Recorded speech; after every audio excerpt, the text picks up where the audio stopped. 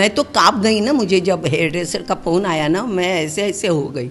मैं बोली नहीं नहीं, ऐसा नहीं हो सकता, सुशांत ऐसा नहीं कर सकता, ये मुझे मालूम पड़ा।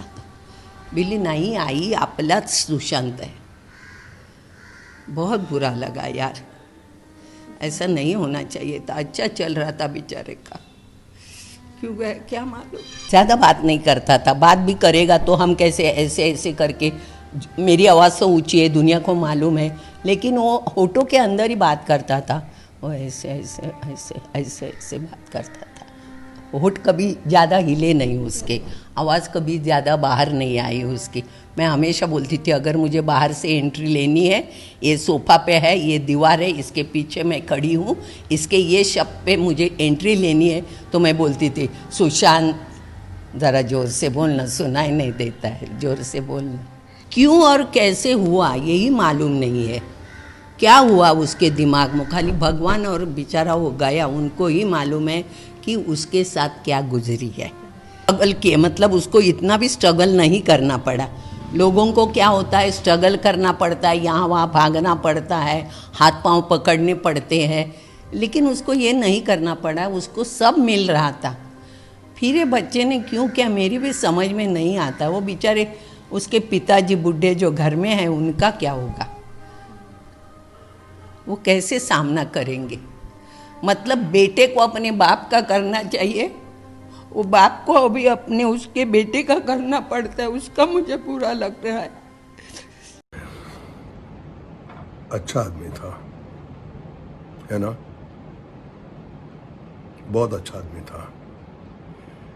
अरे कुछ ना कुछ तो कहना था ना, उसके जनाजे में कुछ तो बोलना था ना। अगर नहीं कहते तो जमाने को तुम्हारी अच्छाई पे शक हो जाता।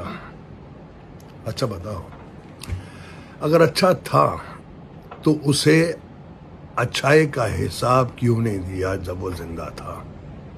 हफ्ते भर से वो पूछ रहा था ना, कभी उसके सवालों का जवाब क्यों नहीं दिया? वो पूछता था कि मेरी जिंदगी में दुख के सिवा और कुछ नहीं है, तो हंस के कह देते थे तू इसके सिवा कुछ और भी पूछेगा क्या? नहीं। काश इसी हंसी ठाके के सिलसिले को तोड़कर देखा होता। काश कि जितनी बार उसको अलविदा कहा है, उसी रास्ते पे कभी मुड़कर उसको देख लिया होता कि वो वहां से कहां गया है। वो घर नहीं जाता था, अपनी गाड़ी किसी कोने में अंधेरे में खड़ा करके अकेला गाड़ी में बैठ के रोया करता था।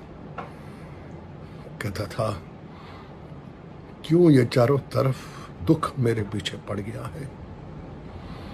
रोता हुआ अपनी माँ को याद करता था, कहता था माँ कितना दुख है, क्यों मुझे इतना दुख मिल रहा है माँ, मैं अकेला हूं माँ, तू मुझे छोड़ के चली गई। माँ तुम सब लोग जानते थे ना। Our friend is gone, you know. He's charming, good looking, talented, much more talented than so many who are doing well. Caught us completely by not only by surprise, but also, you know, wanting, you know, it's a, I don't know how to express myself. I'm falling short of my words, how to express what we are feeling right now. Yeah. Remember of Sushant is all happy things. Happy things like, you know, him enjoying the mutton that I used to cook on the set, him enjoying the company and the laughter and the jokes that I used to crack, him coming to me and, you know, giving all the respect and asking me all kind of questions, him coming to me and inviting me to his professional binoculars, which he used to use to, you know, gaze at the stars. Him carrying the books on the set on quantum physics. Him trying to, you know, develop an app. Okay. अपने film के लिए धोनी ने खुद सुशांत को चुना था, क्योंकि धोनी को भी लगता था कि ये लड़का कुछ अच्छा कर सकता है। संघर्ष से कामयाबी तक का सफर तय किया है। सुशांत भी धोनी की तरह बिहार के एक छोटे से शहर से निकलकर पूरे देश में पहचान बनाई थी। सुशांत ने काफी कम समय में अपनी एक्टिंग का लोहा मनवाया था, लेकिन फिर भी वो खुश नहीं था। काश एक बार अपने दोस्त धोनी, जिसे शायद सुशांत बड़े भाई की तरह मानते थे,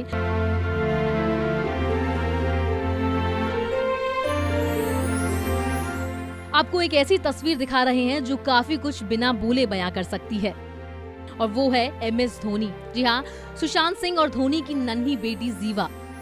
सुशांत ने बिना बताए दुनिया को छोड़ने का फैसला कर लिया। ये भी नहीं सोचा कि धोनी की नन्ही बेटी जब अपने पापा से ये पूछेगी कि सुशांत अंकल कहाँ हैं, तो धोनी फिर क्या जवाब देंगे। धोनी की गोद में सुशांत सिर रखकर जीवा के साथ दिखाई दे रहे हैं, लेकिन आज धोनी का ये दोस्त दुनिया को अलविदा कह चुका है। धोनी ने सुशांत को लेकर अभी तक एक शब्द तक क्यों नहीं कहा? क्या बोलेंगे धोनी? धोनी निशब्द हैं। धोनी के लिए सुशांत का जाना शायद सबसे बड़ा सदमा है, वो सदमा जिससे निकलने में धोनी को काफी समय लग सकता है।